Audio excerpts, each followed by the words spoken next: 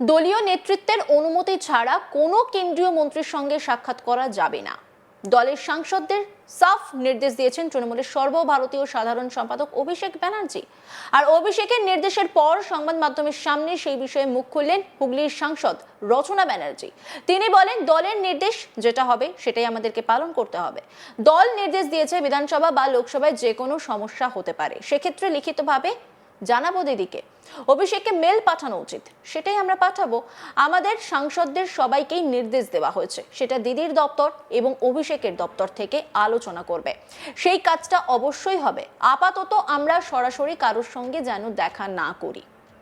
কি বলছেন রচনা ব্যানার্জি, শুনুন। দেখুন, যেটা দলের নির্দেশ যেটা হবে সেটাই আমাদেরকে পালন করতে হবে এবং দল আমাদেরকে নির্দেশ দিয়েছেন যে যে কোনো সমস্যা হতে পারে। আমাদের কনস্টিটিউশনে, আমাদের বিধানসভায় যে কোনো সমস্যা আসলে আমরা সেটা লিখিতভাবে জানাবো দিদিকে। অভিষেককে মেল পাঠানো উচিত এবং সেটা আমরা পাঠাবো। আমরা সাংসদদের সবাইকে একই জিনিস পাঠানো হয়েছে যে তোমাদের যদি কিছু মনে হয় যে কোনো প্রবলেম আছে তোমরা নিশ্চয়ই লিখিত দেবে আমাদেরকে, আমরা সেটা নিশ্চয়ই will take care of it. দিদির তরফ থেকে, দিদির দপ্তর থেকে, অভিষেকের দপ্তর থেকে সেটাকে নিয়ে ওনারা আলোচনা করবেন এবং সেই কাজটা ডেফিনেটলি হবে, কিন্তু সেটা তাদের তরফ থেকে হবে।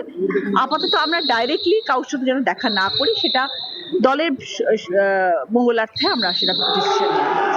শৃঙ্খলার ক্ষেত্রে কি সাংসদদের এই ভূমিকা কিছুটা বাধা হচ্ছিল, মানে যেভাবে বলা হচ্ছে দল যে এইভাবে শৃঙ্খলা মেনে চলতে হবে বা চলা উচিত? দেখুন, আমরা দলের জন্যই রয়েছি আর আমরা মনে করি যে আমাদের দল সব থেকে নির্ভরশালী একটি দল এবং আমাদের মধ্যে মিলিত সংগঠনের জোর আছে। আমরা সাংসদরা সবসময় একসাথে কাজ করতে পছন্দ করি। আমরা সবাই সবাইকে ডিউ রেসপেক্ট দিই। ভুল ভ্রান্তি সবার মধ্যে হয়। কীর্তিদাও কিছু একটা ভুল করে ফেলেছেন, সেটা নিয়ে একটু সজাগ হয়ে গেছেন সবাই। কীর্তিদা আশা করি এরপরে আর কোনোদিনও ভুল করবেন না। বা আমরা যারাই যে কোনো কারণেই আমরা ভুল করে থাকি না কেন, কিন্তু আমরা যেটাই করি আমরা কখনো কখনো কেউ জেনে শুনে কেউ কখনো ভুল করে না। আর আমি যেটা রেল মন্ত্রককে চিঠি লেখার জন্য বলেছিলাম সেটা ছিল আমার 2, 3, 4, 5 আপনারা সবাই জানেন ধনিয়াখালীতে ইস্তেমা হচ্ছে, সেখানে প্রায় 6 লাখের ওপরে মুসলিম কমিউনিটি ওখানে যাতায়াত করবেন, ওখানে আসবেন। সেই জন্য আমার একটু অনুরোধ ছিল যাতে যারা আসেন তারা যাতে সুবিধা পান এবং যদি একটু ট্রেনের সংখ্যা বাড়ানো যায় তাহলে মানুষের সুবিধা হবে। কারণ সেরকম ভাবে আমার কাছে প্রচুর মানুষ এসে দেখা করেছিলেন দিল্লিতে এবং আমাকে অনুরোধ করেছিলেন যেন এটা করা হয়, সেই সূত্রে আমি গিয়েছিলাম। তো সেটা নিশ্চয়ই করা হবে, কারণ দিদির সাথে আমার নিজের পার্সোনালি কথা হয়েছে, অভিষেকের সাথেও কথা হয়েছে যে আগামী দিনে সেটা নিয়ে নিশ্চয়ই ওনারা আলোচনা করবেন রেল মন্ত্রকের সাথে এবং সেই কাজটিও হবে। অন্যদিকে সম্প্রতি যুবা ভারতী ক্রীড়াঙ্গনে মেসির ইভেন্ট ঘিরে যে পরিস্থিতির সৃষ্টি হয় সেই প্রসঙ্গে রচনা ব্যানার্জি বলেন, সল্টলেক স্টেডিয়ামে যেটা হয়েছে সেটা অত্যন্ত দুর্ভাগ্যজনক। যারা মেসিকে দেখতে এসেছিলেন তারা অনেক আশা নিয়ে, অনেক স্বপ্ন নিয়ে এসেছিলেন, তাদের স্বপ্ন ভঙ্গ হয়েছে। তাদের সবার জন্য আমাদের খারাপ লেগেছে। এত বড় একটা ঘটনার পর মুখ্যমন্ত্রী ক্ষমা চেয়েছেন। আমরা হয়তো আরো সুন্দর করে করতে পারতাম যদি পরিকল্পনা সঠিক থাকতো। আশা করি আমরা এখান থেকে শিক্ষা পেয়েছি।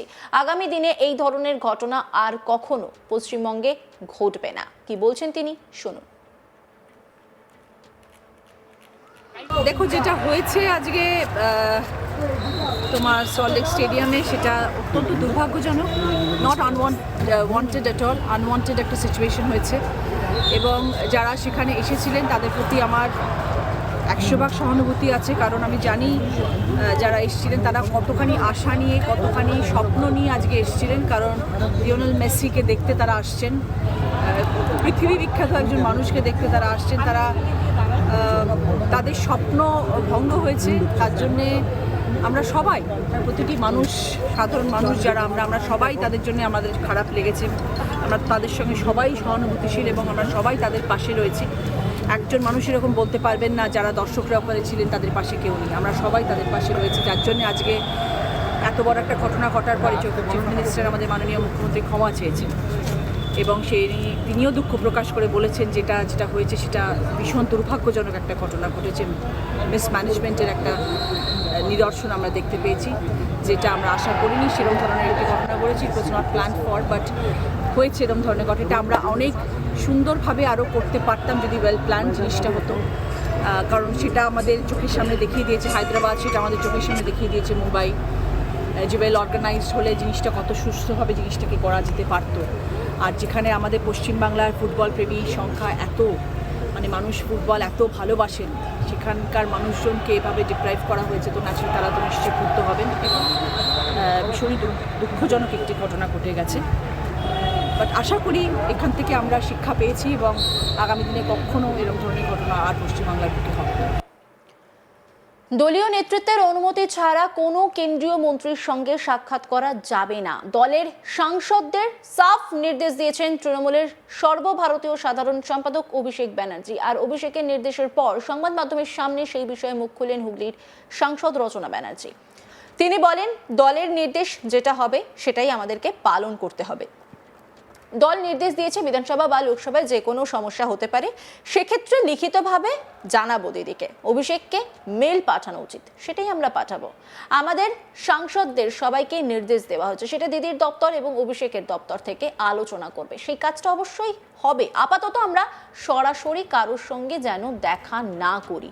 কি বলেছেন রচনা ব্যানার্জি, শুনুন।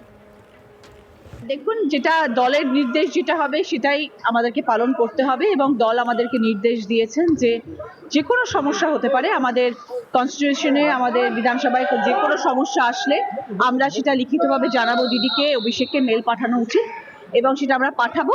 আমরা সাংসদদের সবাইকে একই জিনিস পাঠানো হয়েছে যে তোমাদের যদি কিছু মনে হয় যে কোনো প্রবলেম আছে তোমরা নিশ্চয়ই লিখিত দেবে আমাদেরকে, আমরা সেটা নিশ্চয়ই will take care of it.